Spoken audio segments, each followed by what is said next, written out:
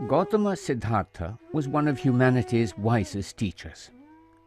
He lived in the middle of the 6th century BC in the northern plains of India. He taught a message of compassion and universal love. The message spread to all corners of Asia and shaped the culture of a continent. It continues till today as one of the great religions of the world with millions of followers, Buddhism.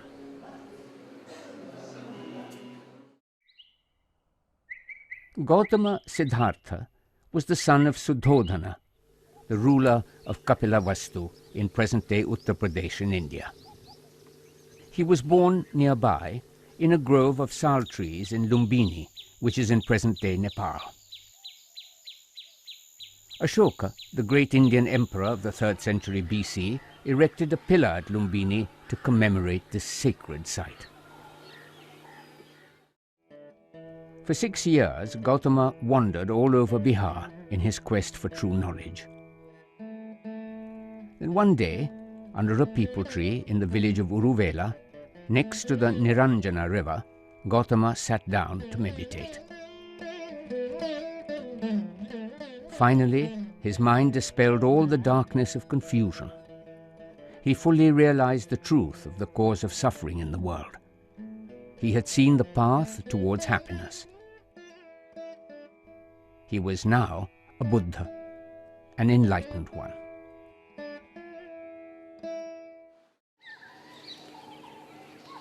At Sarnath, near Varanasi, the Buddha delivered his first sermon to his 5 former companions. This event is known as the Dharma Chakra Pravartan, or the setting into motion of the wheel of law.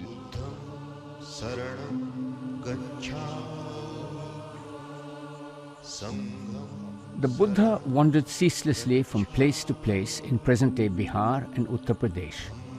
He taught Dharma to all, without any distinctions. At the age of 80, Gautama Buddha headed to Kushinagara in present-day Uttar Pradesh. There he told his close disciple, Ananda, that his end had come. Ananda was miserable and cried bitterly. The Buddha asked him not to grieve the loss of his master's transitory self. He said, "Dharma is your refuge."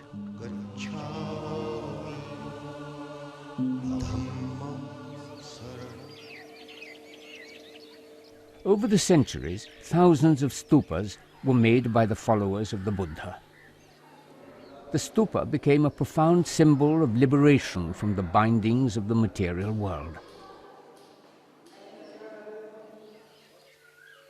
The greatest surviving Buddhist stupa of the BC period is on top of a hill at Sanchi in central India. It is likely that it would have enshrined the relics of the Buddha.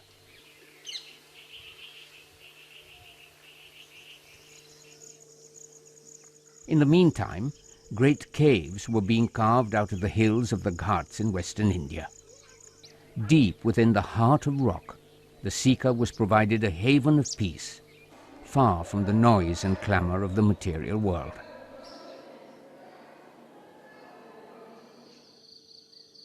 Over a period of about 1,000 years, more than 800 Buddhist caves were hewn out of the heart of the rock.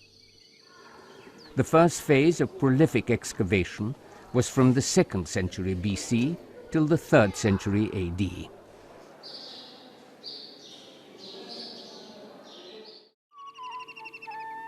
The fertile valley of the Krishna River was the cradle of civilization in the eastern Deccan. This area became one of the greatest centers of Buddhism, and over 140 early Buddhist sites have been found in this region. Indeed, this river valley is a vast land of stupas and Buddhist caves.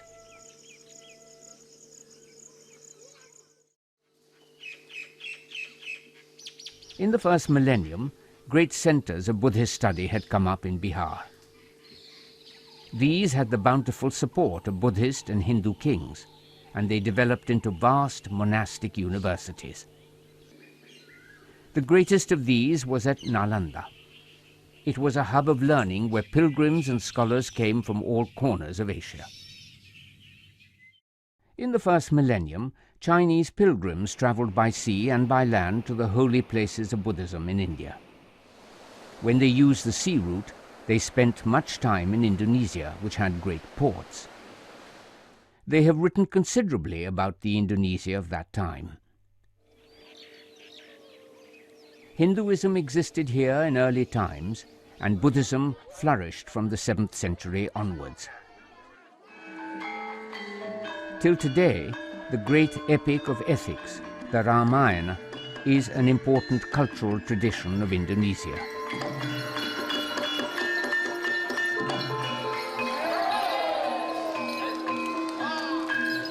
It may have arrived here by the 5th century.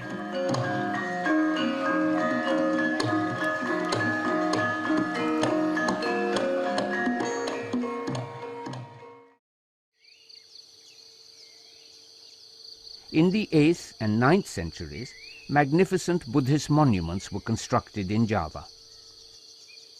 The Borobudur Stupa was built by the Shailendra kings in this period. It is one of the world's most magnificent Buddhist monuments. It is the tallest stupa standing in the world. There are many thousands of feet of very fine relief, which we see as we climb upwards and go around the stupa. The bottom level presents the life of passions in the world, the Kama Dhatu. The next level presents the law of action and reward, the Karma Dhatu. Rising upwards, numerous reliefs depict the Rupa Dhatu, the life and stories of the Buddha. He is the Rupa, the personification of the potential for enlightenment within us.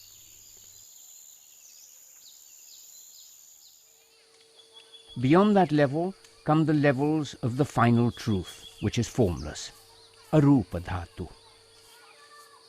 Here there are no distractions of the illusory forms of Maya, and all that we see is the stupa.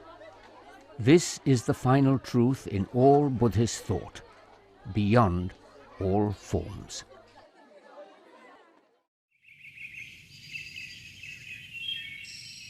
From the 13th to the mid-14th century, one of the great Buddhist centers of the world was at Sukhothai in Thailand. Some of the most graceful Buddhist art was created here, in a style which is famous till today.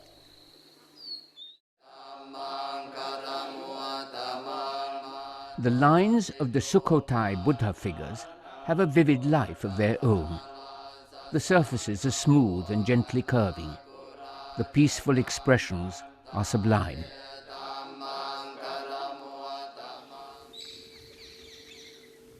King U Thong founded a new capital in the mid-14th century at a location which is 85 kilometers north of present-day Bangkok. It was named Ayutthaya, after the city of Ayodhya, the birthplace of Rama in India. In fact, the King of Thailand personifies ideal virtues as depicted in the character of Rama. His good and moral actions are believed to create peace and prosperity in the country.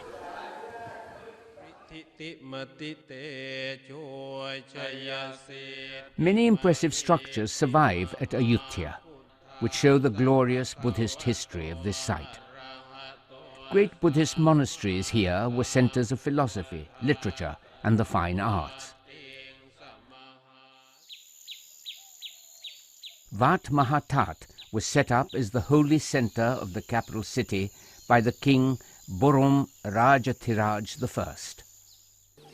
This grand complex was also the home of the supreme Buddhist patriarch at the time. Since the 1780s, numerous temples have been made and renovated in Bangkok. In Thailand, it is the divine responsibility of the king to maintain the Buddhist religion. The temple of the reclining Buddha, the Wat Po, is one of the Bangkok temples dating back to the 17th century. King Rama I expanded the temple when Bangkok was established as the capital of Thailand. The centerpiece of the Wat Po is the huge statue of the reclining Buddha, almost 50 meters in length. The most famous of the Bangkok temples is the Temple of the Emerald Buddha, or Wat Phra Kyo. The temple was built from 1782 to 1784 during the reign of King Rama I to house the Emerald Buddha.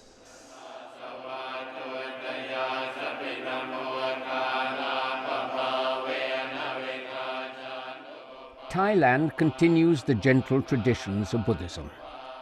The lives of the people are permeated by the desire for the spiritual search. Till today, in the midst of the modern world, the spirit of compassion of the Buddha's message continues in this land.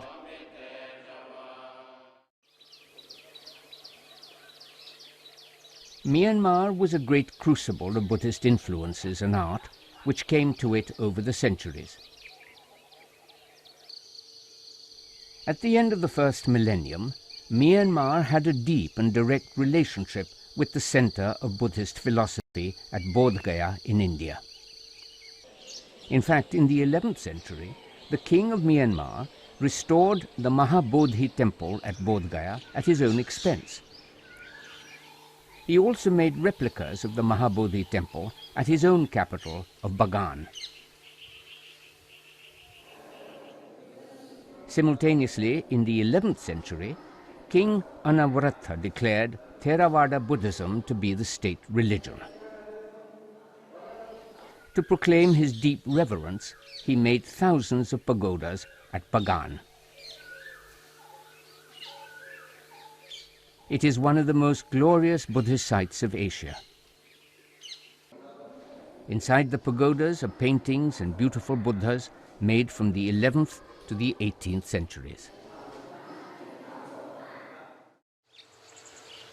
At Yangon is the Grand Shwedagon Pagoda, almost 100 meters high.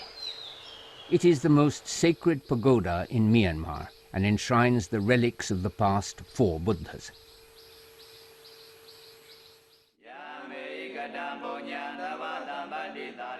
Myanmar is a deeply religious country.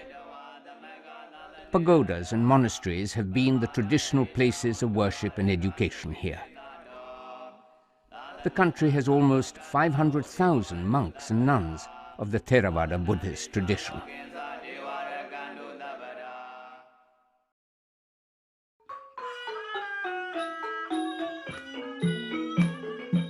Cambodia is another land which has a great history of sacred art and monuments. The Hindu and Buddhist sculptures of Cambodia, from the 6th to the 8th centuries AD, are unrivaled for their sheer beauty and excellence. While the kings primarily worshipped Hindu deities, much Buddhist art was also created. In the 13th century, King Jayavarman VII built the greatest Buddhist complex in Cambodia at his capital, Angkor Thom. The face towers of Angkor Thom have become a universally recognized symbol for Angkor. The faces look in the 4 directions, symbolizing the universal benevolence of the Bodhisattva, Lokeshvara. The Bayon, at the center of Angkor Thom, is the king's own sacred temple mountain. It is one of the most magnificent monuments of Buddhism.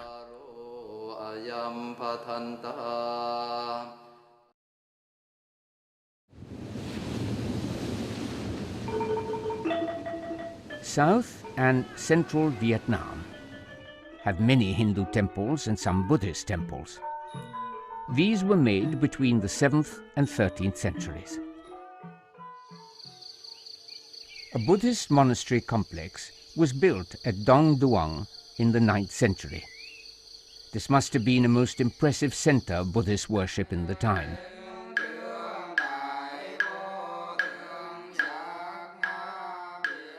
The museum at Da Nang in central Vietnam has numerous sculptures which show a glorious history of art.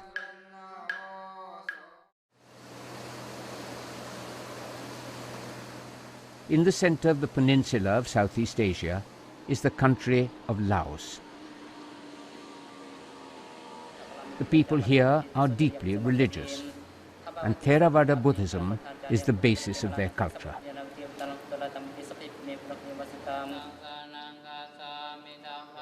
Monks are deeply venerated, and there are almost 5,000 temples.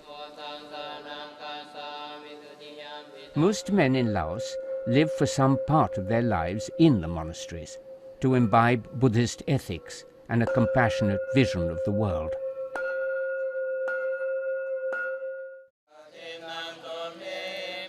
Laos is a sacred land where ancient traditions such as the daily giving of alms to monks continue till today.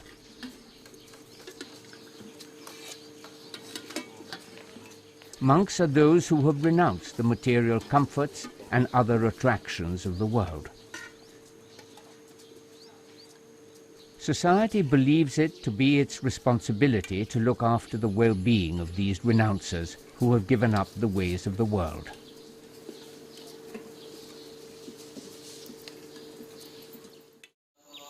The golden That Luang Stupa is a national symbol of Laos. It was originally built in 1566 and was restored in 1953. The stupa is 45 meters high and is believed to contain a holy relic of the Buddha.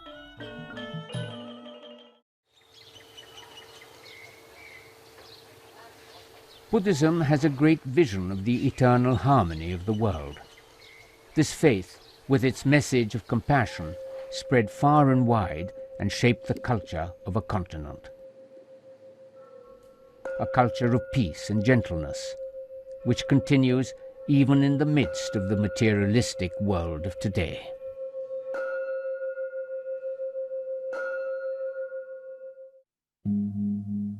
Buddham saranam gacchami, sangham saranam gacchami.